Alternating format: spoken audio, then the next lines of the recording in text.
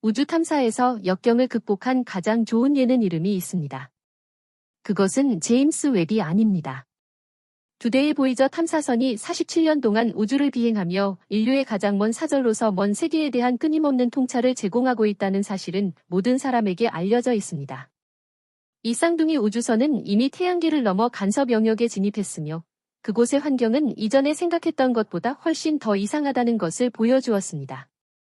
그러나 우리가 탐사선이 기록한 태양계 가장자리의 이상한 차이점들을 어떻게 이해할 수 있을까요? 그리고 헬리오스피어에 잠복하고 있는 거대한 신비로운 구조물들은 무엇일까요? 1977년을 회상하는 것은 마치 다른 우주에서 온 것처럼 느껴집니다. 그 해는 지미 카터가 미국 대통령이 된 해이자 프랑스에서 마지막으로 기요틴이 사용된 해였으며 컬트 영화 로키가 세계의 아카데미상을 수상한 해였습니다. 그러나 잘 알려진 바와 같이 1977년 또 다른 중요한 일이 발생했으며 그것은 오늘날까지 여전히 영향을 미치고 있습니다. 나사의 두 우주 탐사선 보이저 1호와 2호의 발사입니다. 첫 번째 탐사선은 보이저 2호로 1977년 8월 20일에 발사되어 태양계의 외곽 지역을 탐사하기 위해 나섰습니다. 16일 후 보이저 1호가 다른 궤도로 이어졌습니다. 그 당시 아무도 이 임무가 현대 우주 탐사의 가장 긴 임무의 시작 신호가 될 것이라고 알 수 없었습니다. 프로그램의 시작에서 보이저 1호와 2호가 태양으로부터 각각 24.635 킬로미터와 20.59 킬로미터라는 엄청난 거리를 여행할 것이라고는 계획되지 않았습니다. 이 임무는 단순히 태양계 외부 행성에 대한 새로운 통찰을 수집하기 위해 설정되었습니다. 실제로 임무는 처음부터 쉽지 않았습니다. 보이저 2호와의 통신에서 문제가 발생했지만 나사 전문가들이 신속하게 문제를 해결하여 이 기록적인 미지의 세계로의 임무가 가능해졌습니다. 오늘날 우리는 제임스 웹 망원경이 우리 태양계의 먼 대표들을 놀라운 세부 사항으로 보여주는 시대에 살고 있습니다. 그러나 거의 40년 전 상황은 완전히 달랐습니다. 보이저 1호와 2호가 우주로 발사되었을 때 먼 행성 세계에 대한 우리의 지식은 상당히 제한적이었습니다. 따라서 탐사의 주요 항목은 목성과 토성 시스템에 관한 것이었습니다. 지구에 있는 과학자들은 곧 광범위한 측정값과 다양한 이미지를 통해 가스거인들과 유명한 고리 행성에 대한 이해를 높일 수 있었습니다. 그 후 보이저 1호는 인터스텔라 우주로 나아갈 시간이 되었고 보이저 2호는 몇 번의 흥미로운 만남을 기다리고 있었습니다. 1981년 봄의 궤도 수정으로 보이저 2호는 1986년 1월 24일에 천왕성에 도달했습니다. 이때 보이저 2호는 이미 예상 수명을 2배 이상 초과했습니다. 그러나 이 탐사선은 자연적인 기대를 신경 쓰지 않는 듯했습니다. 보이저 2호는 천왕성을 탐사할 뿐만 아니라 이 먼 얼음 거인에 새로 발견된 10개의 위성을 발견했습니다. 다음 목적지는 해왕성이었습니다. 다른 목적지를 비행할 계획이 없었기 때문에 보이저 2호가 해왕성에서 찍은 9,000장 이상의 사진은 당시로서는 작별 인사를 의미하는 것으로 여겨졌습니다. 그러나 이 탐사선은 주변을 지치지 않고 촬영하는 것 외에도 새로운 9개의 위성을 별자리 차트에 추가했습니다.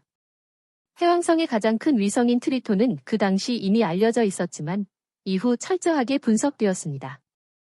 보이저 2호는 트리톤의 지름이 이전에 생각했던 5,000km가 아니라 실제로는 2,760km임을 밝혔습니다. 또한 트리톤의 캐러멜 화이트 표면에는 충돌 흔적이 거의 없고 다양한 간헐천이 휴면 상태에 있어 주기적으로 액체 질소를 주변으로 분출하고 있다는 사실도 관찰했습니다. 보이저 프로그램의 다음 이정표인 인터스텔라 우주에 도달하기 위해서는 조금 더 과거로 돌아가야 합니다. 2012년으로 말이죠.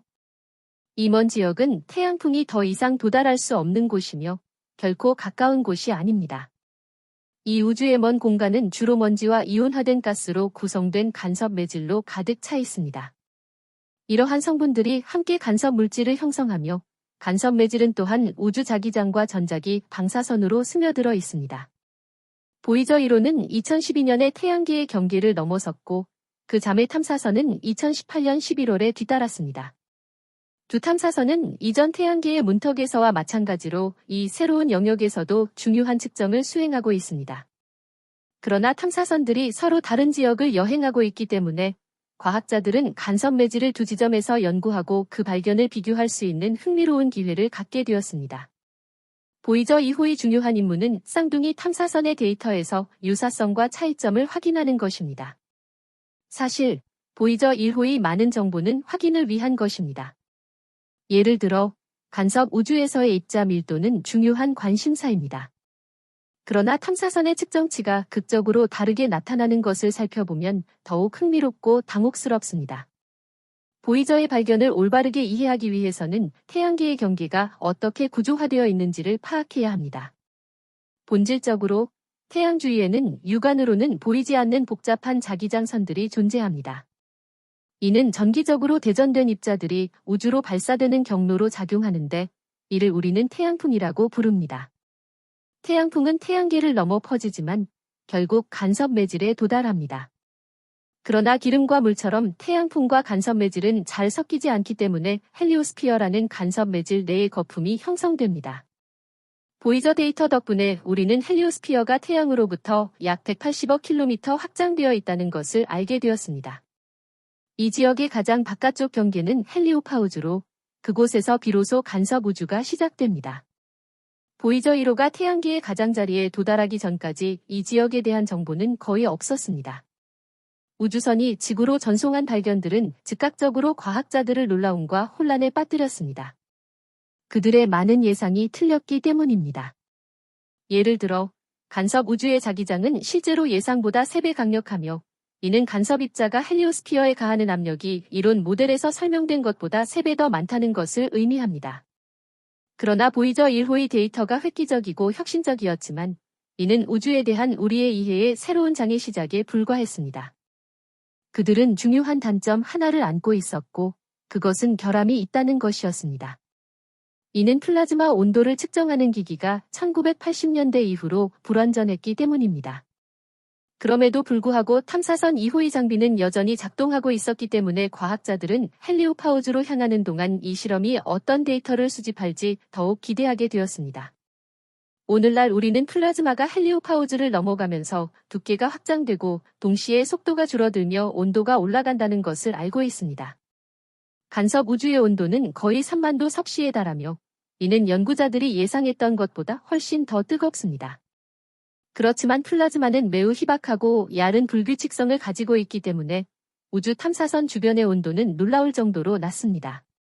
또한 탐사선 2호는 플라즈마가 간섭 우주에서 헬리오파우즈로 넘어갈 때 반대 방향으로 탐사선 1호가 헬리오파우즈를 넘었을 때와는 다르게 간섭 입자의 강한 유입을 경험한 것을 발견했습니다. 하지만 흥미롭게도 그 자매 탐사선은 헬리오파우즈로 1억 5천만 킬로미터 이상 뻗어 있는 일종의 분자 흐름을 마주했습니다. 더욱 이상한 것은 탐사선 1호가 헬리오파우즈에 도달하기 약 13억 킬로미터 전에서 태양풍이 뚜렷하게 줄어드는 지역에 들어갔다는 점입니다. 결론적으로 이러한 이상한 차이는 여전히 태양계 가장자리 지역에 대해 해결해야 할 많은 비밀을 반영합니다. 예를 들어 우리는 헬리오파우즈의 정확한 형태조차 알지 못하지만 적어도 이제 우리는 헬리오파우즈가 놀랍도록 구겨져 있다는 것을 알게 되었습니다. 헬리오파우즈의 복잡한 구조는 프린스턴 대학교의 연구자들이 태양풍 압력이 몇 개월 만에 거의 절반 가까이 급증한 데이터를 바탕으로 헬리오스피어와 헬리오파우즈의 상태를 재구성했기 때문입니다. 그 결과 헬리오파우즈는 수천 개의 은하적 단위로 우주로 뻗어 있는 거대한 주름을 가지고 있다는 놀라운 사실이 밝혀졌습니다.